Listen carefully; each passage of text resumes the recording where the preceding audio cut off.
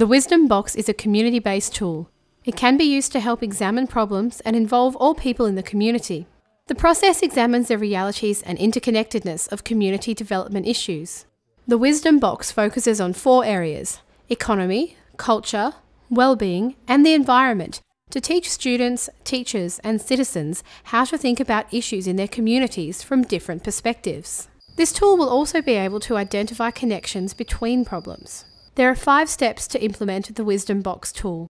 1. Prepare youth and coordinate with communities. 2. Study communities.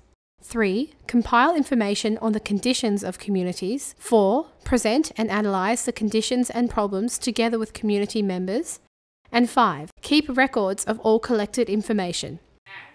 It is a useful tool for promoting ESD and creating an ESD community, as it focuses on balanced development, encourages community participation, engages the whole community in experiential and real-life learning tasks, and teaches valuable critical thinking skills.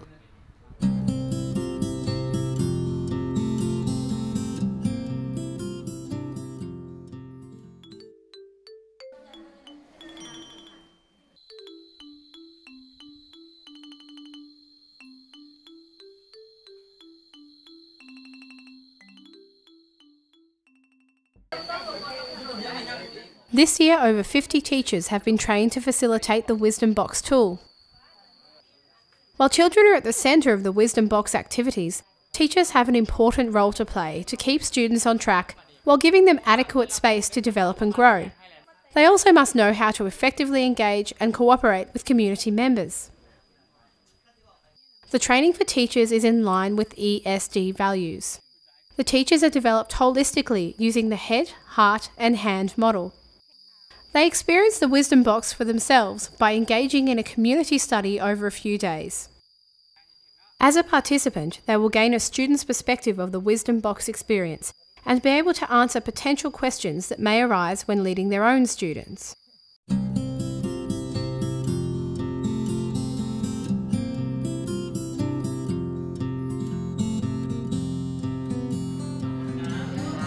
To prepare youth for this learning experience, teachers should help them understand the importance of community study by asking them to draw their dream community. Students start to think about what a community is made up of. Then the youth undertake a baseline survey of communities. In the baseline survey, students can get basic data of the community. For example, population, interesting locations, or industries in the community. After the baseline survey, students are divided into 5 groups: economy, environment, culture, happiness and well-being, and mapping. In each group, they start making questions for the field survey by using data from the baseline survey. After identifying questions, students share with other groups and get feedback.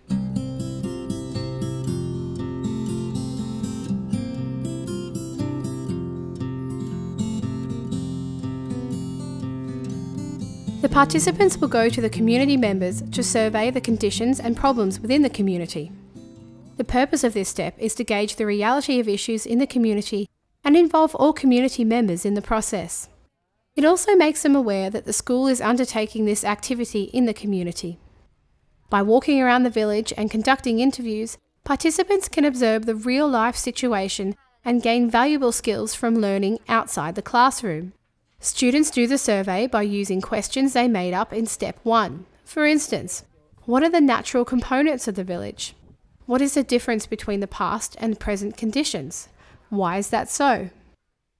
During this step, the participants will use their skills to solve the problems while interviewing the villagers in order to get real and accurate information. Meanwhile, together with the village chief, the participants will make a community map using Google Earth by identifying the boundaries and important areas such as natural resources and cultural sites.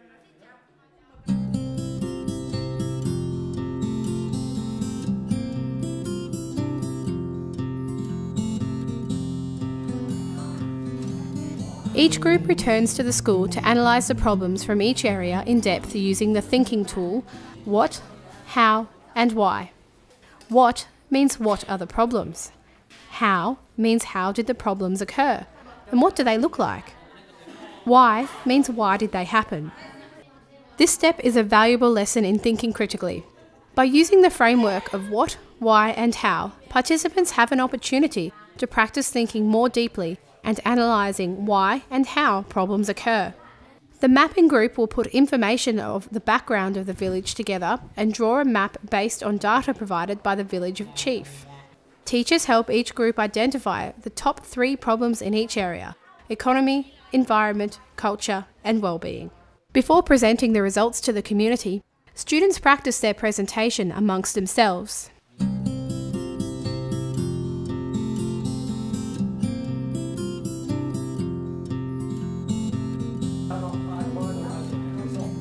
The youth will present the compiled information to community members and will have an opportunity to have some feedback from adults.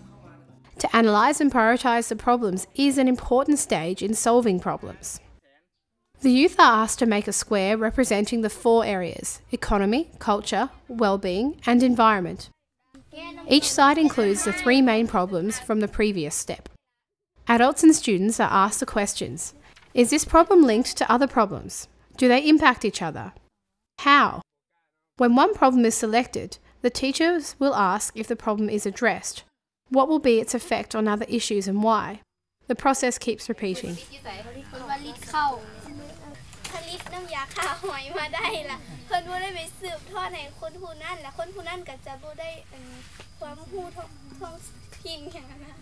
Each pair of problems will be linked with string.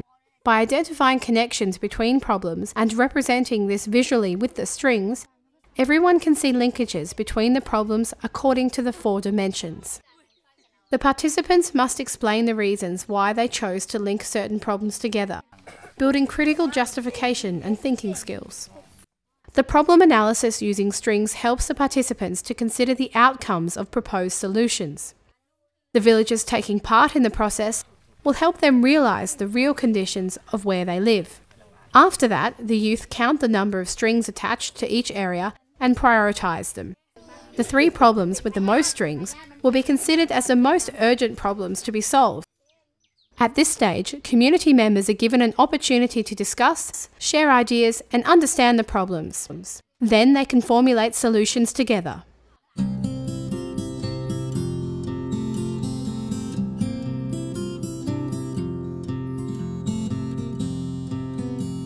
For this step, all collected information will be used for developing a book on community information, either as cartoons or books of Indigenous knowledge. This is the final step of the Wisdom Box, but it's not the final stage of the learning process.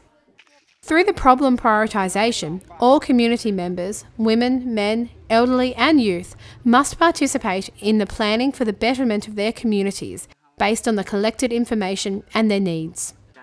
The whole process of the Wisdom Box creates a learning opportunity for the participants. They learn how to analyse and prioritise problems, as well as how to solve the problems in connection to the 4 dimensions of development. This will make their communities better places and enable them to become learning centres. In every step, the participants need to be prepared and trained in various skills before doing practical work. Otherwise, the operation of each step will not succeed according to its objective. This tool provides a valuable opportunity for all involved to participate in inquiry-based experiential learning. Also, this activity encourages critical thinking skill development and fosters the skills required to nurture compassion. In summary, the Wisdom Box is a tool which supports the development of a sustainable future through education. In this activity, we nurtured students' head, improving thinking skills, analysing skills, and knowledge of communities and problems where they live. Heart, morals and compassion, and a sense of caring for community members. Hand, practical skills for collecting data, interviewing, and learning outside the classroom. Balanced development, working to attain sustainable community development by harmonising the 4 dimensions of development and raising students' awareness of these dimensions.